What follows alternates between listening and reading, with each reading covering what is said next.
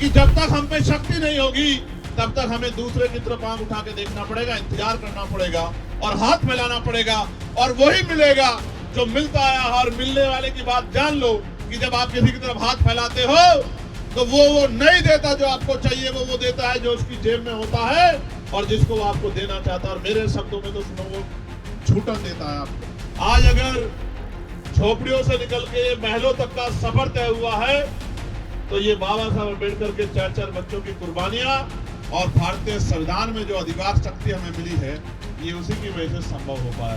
जो बड़ी बड़ी पार्टियां कभी जाती नहीं थी, जिनके पीछे खड़े होकर लोग राजनीति करते थे, हमने पिछले 7-8 साल से संघर्ष करके एक नया ट्रेंड बनाया है कि अगर आज कहीं कोई घटना होती है तो सारी पार्टी भागने का कोशिश करती है कि जाओ जाके दुख तकलीफें दूर करो। मैं कुछ घटनाएं रख देता हूं कि जब नागल में 9 साल की हमारी बच्ची पर जुल्म हुआ तो किसी की आंखों में आंसू नहीं आए। सबसे पहले हमारी टीम ने मोर्चा लिया, और जब हमारी टीम ने मोर्चा ले लिया तो यहाँ के मुख्यमंत्री की भी नींद खुली।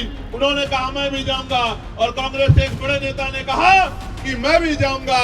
मैंने कहा था वहां जाके कि अब चंद्रशेखर आजाद आ गया है, अब आप देखना कि हर नेता को लगेगा कि वहां जाना चाहिए। हम महापुरुषों को पूजते तो बहुत है, लेकिन उनके दिखाए रास्ते पे कम चलते हैं।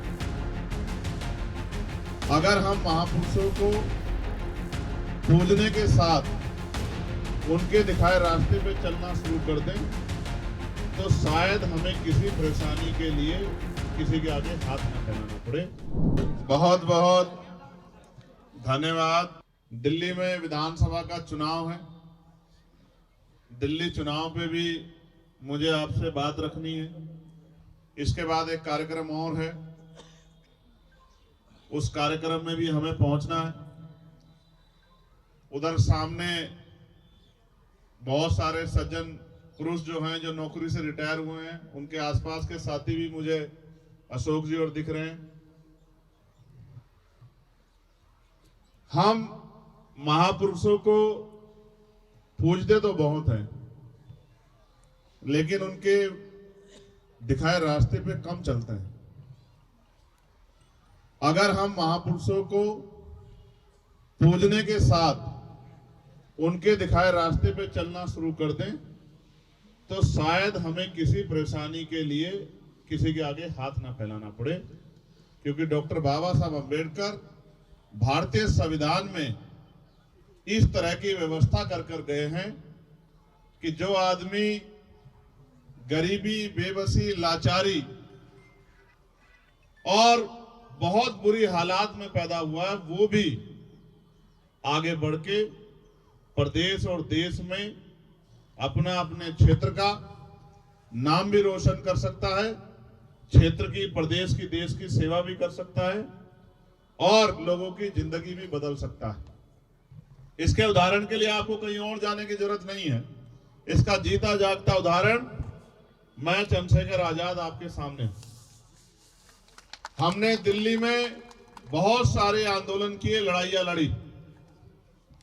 जितनी हमारी उम्र भी नहीं है उससे ज्यादा, कई गुना ज्यादा आंदोलन देश के स्तर पे हम लोगों ने किए। और आंदोलन सिर्फ जनता की भलाई के लिए, अपने व्यक्तिगत किसी भले के लिए शायद कोई आंदोलन ना किया। ये संघर्ष का एक पहलू, लेकिन जैसा मैंने कहा कि उदाहरण के तौर पे आप मुझे देख सकते हैं, तो उसका उदाहरण यह है कि 1 साल पहले हम लोग सड़कों पर थे। हर आंदोलन में शामिल होकर लोगों को न्याय दिलाने का काम करते थे। और जब हम आंदोलन करने जाते थे तो कभी पुलिस हमें घर पर अरेस्ट कर देती थी, कभी किसी जगह पर अरेस्ट कर देती, कभी बैरिकेडिंग लगा देती थी। और 1 साल पहले हमने अपनी कोर कमेटी के साथियों के साथ संकल्प किया।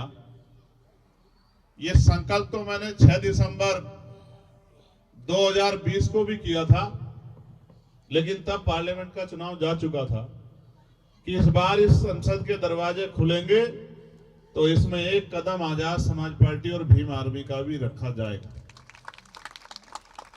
और जब इस बार 24 में दरवाजे खुले तो जो कमिटमेंट हम लोगों ने किया था अपने साथियों से, उस कमिटमेंट को आगे बढ़ाने का काम हमने किया। क्योंकि हम लोग उत्तर प्रदेश में 2 ही सीटों पर चुनाव लड़े थे। एक सीट पर हमने चुनाव में जीत हासिल की और दूसरी सीट पर हमें 80,000 से ज्यादा वोट मिले। मैं बात आपको इसलिए कह रहा हूं कि कल तक जिनकी सुनवाई नहीं होती थी, आज भारतीय संविधान में जो संवैधानिक शक्ति हमें दी है, उस शक्ति के आधार पर जो कल तक दूसरों के लिए न्याय मांगता था, आज उसकी कलम में इतनी ताकत है कि वो लोगों को न्याय दिलाने का काम कर सकता है, न्याय दे भी सकता है। ये छलांग बाबा साहब अंबेडकर के संविधान ने शक्ति के रूप में हमें दी। कल तक हम लोगों से मांग करते थे कि इस क्षेत्र में काम करा दो। आज संवैधानिक शक्ति की वजह से एमपी बजट हमारे पास है कि हम अपने क्षेत्र में जिस गली सड़क को देखते हैं कि इस गली सड़क के बुरे हाल है, तो चंद मिनटों में अपने क्षेत्र के अधिकारियों को कह के अपने बजट से उस सड़क को बनाने का प्रस्ताव जो है पारित करते हैं और 1-1.5 महीने के अंदर वो सड़क, जहां गारा, मिट्टी, कीचड़, गंदगी, परेशानियां होती है, वो इस तरह की बनकर खड़ी हो जाती है कि उस सड़क पर चलते हुए आदमी, जूते भी ना हो तो नंगे पैर चलते हुए अपने आप को अच्छा महसूस करता है कि हमारी सड़क अच्छी है। ये अवसर अगर पैदा हुए हैं तो ये संवैधानिक शक्ति इसके आधार पे पैदा हुए हैं।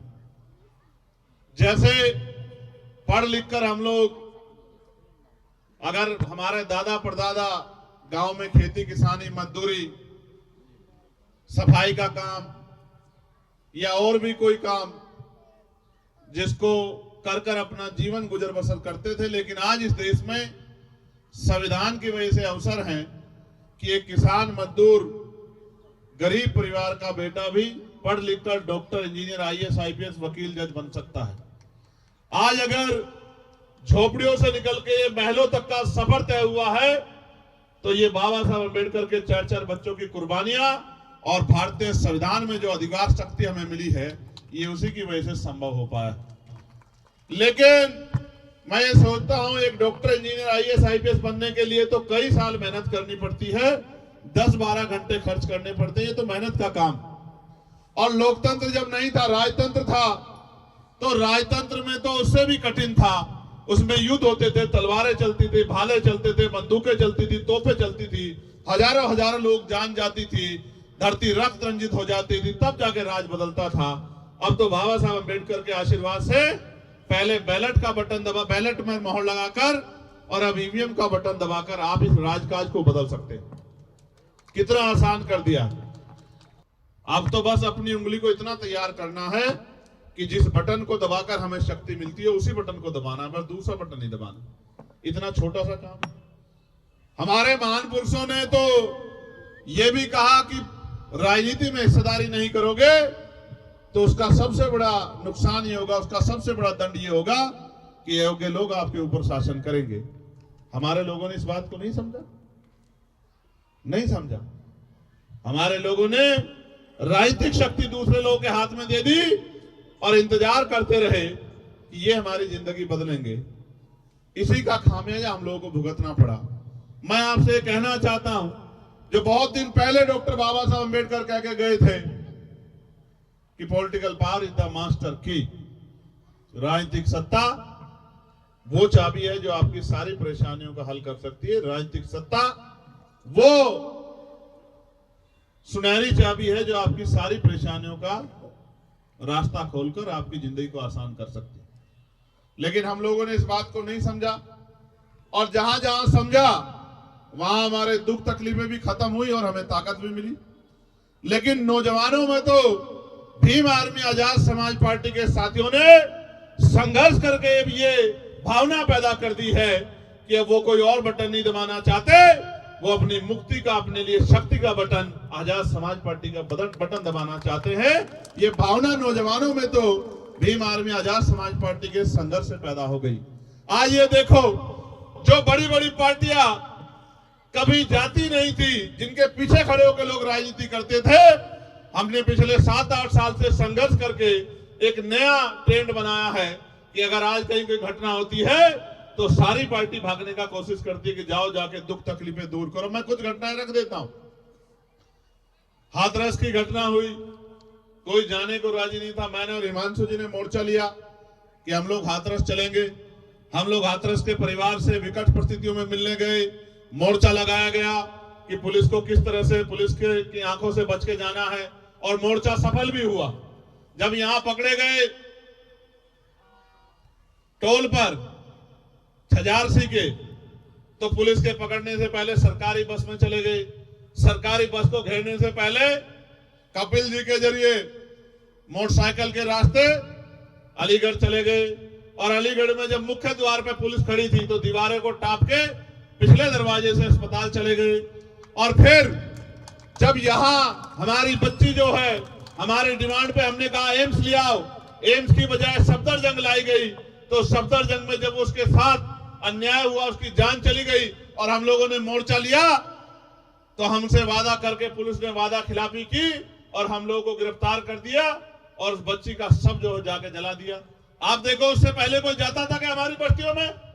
अगर जाता था तो चुनाव के समय जाता था, क्योंकि चुनाव के समय हमारी उंगली में वो शक्ति होती है कि जिसे चाहे कुर्सी पर बिठा दे और जिसे चाहे जमीन पर पटक दे, किसी का भी अहंकार तोड़ दे और किसी भी गरीब को कुर्सी पर बिठा के उसके कलम में ताकत दे दे। ये शक्ति हमारे पास डॉक्टर अंबेडकर के संविधान से हमें वोट के रूप में मिली है। तो जाते तो थे लोग, लेकिन तब जाते थे जब हमारी जरूरत उनको होती थी। जब उनकी जरूरत हमें होती थी तो हमसे मुंह फेर लेते थे। ये ट्रेंड अगर आज बदला है, चाहे संभल का मामला हो, चाहे हाथरस का मामला हो, और चाहे यही मैं नागल की गवाही देता हूं कि जब नागल में 9 साल की हमारी बच्ची पर जुल्म हुआ तो किसी की आंखों में आंसू नहीं आए। सबसे पहले हमारी टीम ने मोर्चा लिया, और जब हमारी टीम ने मोर्चा ले लिया तो यहाँ के मुख्यमंत्री की भी नींद खुली। उन्होंने कहा मैं भी जाऊंगा, और कांग्रेस के एक बड़े नेता ने कहा कि मैं भी जाऊंगा। मैंने कहा था वहां जाके कि अब चंद्रशेखर आजाद आ गया है, अब आप देखना कि हर नेता को लगेगा कि वहां जाना चाहिए। जब मीडिया भी उस घटना का नजरअंदाज कर रही थी, आपकी शक्ति के सामने मीडिया ने भी कहा कि अन्याय हुआ और उनको जेल जाना पड़ा। ये बात मैं आपसे इसलिए कह रहा हूं कि मैंने यहाँ सर्द रातें बिताई हैं, चाहे शाहीन बाग का आंदोलन हो या जामिया के बच्चों पर जब लाठियां पड़ी उनका आंदोलन हो, जिसके सामने हेडक्वार्टर का घेराव करके। और एक बात जो मुझे हमेशा याद रहती है कि जब हम रात को हेडक्वार्टर पे गए थे तो कुछ घंटों के बाद हमने जब वहां से चलने की कोशिश की तो एक भाई ने और एक बिटिया ने मेरा हाथ पकड़ लिया और मुझसे कहा कि भैया आप मत जाना, सब चले जाएं, आप मत जाना। तो सिकंदर साहब, मैंने कहा कि क्यों नहीं जाना? तो बोले आप चले जाओगे तो पुलिस हमें बहुत मारेगी, हम बेटियां हैं, आप हमारा अपमान होगा, आप मत जाओ। और मैंने हिमांशु जी से कहा कि भाई अब क्या करें? तो बोले करना क्या है कि अब यहाँ रहना है, इनकी रक्षा करनी है, यही तो काम हम लोग करते हैं। तो फिर हमने गाड़ी मंगाई और गाड़ी के ऊपर हम लोग लेट गए। ठंड का मौसम था, 0 डिग्री टेम्परेचर जा रहा था। तो रात को 3 साढ़े 3 बजे तक उस पर बैठे रहे। 3 साढ़े 3 बजे तक जो है आंदोलन करते रहे, और जब तक वो बच्चे नहीं छूटे और पुलिस ने जामिया को नहीं छोड़ा तब तक लड़ते रहे। और जब सब बच्चों को छोड़ दिया जो पकड़े थे, तब उसके बाद हमने वहां से निकलने का काम किया। इसी दिल्ली में गुरु घर का आंदोलन हुआ। इसी दिल्ली में लाखों लोग आए, 96 लोग अरेस्ट हुए, पुलिस ने लाठियां बजाई और 66 दिन तक जेल काटनी पड़ी। और पहली बार ऐसा हुआ 2 अप्रैल 2018 के बाद कि सुप्रीम कोर्ट को अपना फैसला वापस लेना पड़ा और गुरु घर की उस जमीन को खाली करनी पड़ी, जिस जमीन को उन्होंने कह दिया था कि जमीन आपको नहीं मिलेगी। उस जमीन का भी आंदोलन लड़ा। वो हमारी गुरु घर की जमीन है, हमारे लिए वो शक्ति स्थल से कम नहीं है। हमने यहां जमा मस्जिद का आंदोलन भी लड़ा। सब लोग कहने लगे कि साहब छोड़ दो, पुलिस गिरफ्तार करेगी। तो मैंने कहा गिरफ्तार करेगी तो कहां ले जाएगी? जेल ही तो ले जाएगी, इसके अलावा कहां ले जाएगी? तो जेल गए। अब जेल गए, लाठियां भी खानी पड़ी। अब पुलिस सरकार की होती है। अभी अब केंद्र में हम लोग नहीं है, यहाँ की पुलिस केंद्र सरकार के अधीन है। जिस दिन हम लोग केंद्र में होंगे तो वो बेचारे हमारे हिसाब से काम करेंगे। तो बहुत नुकसान उठाना पड़ा, जेलें काटनी पड़ी निर्दोष होते हुए। पुलिस से कोर्ट ने पूछा कि बताओ चंद्रशेखर का अपराध क्या है, वो तो वकील आदमी है। तो उन्होंने कहा साहब इन्होंने भड़काऊ भाषण दिया। कि भड़काऊ भाषण क्या था दिखाओ। अब क्या कहा था? कुछ नहीं, मैंने वहां कहा कि प्रस्तावना संविधान की पढ़ रहे हैं कि ये संवैधानिक देश है और इसमें सभी के बराबर के अधिकार हैं, संविधान की प्रस्तावना ये कहती है।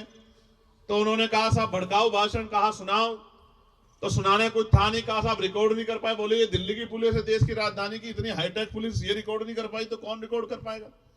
तो मैं ये बात आपको इसलिए बता रहा हूं कि जब तक हम पे शक्ति नहीं होगी तब तक हमें दूसरे की तरफ आंख उठा के देखना पड़ेगा, इंतजार करना पड़ेगा और हाथ मिलाना पड़ेगा। और वही मिलेगा जो मिलता आया है। और मिलने वाले की बात जान लो कि जब आप किसी की तरफ हाथ फैलाते हो तो वो नहीं देता जो आपको चाहिए, वो देता है जो उसकी जेब में होता है और जिसको वो आपको देना चाहता है। और मेरे शब्दों में तो सुनो, वो झूठन देता है आपको। आपकी इच्छा होती है 1 रुपए की तो वो 5 पैसे देता है, 10 पैसे देता है। आपकी भावनाओं का सम्मान नहीं रखता।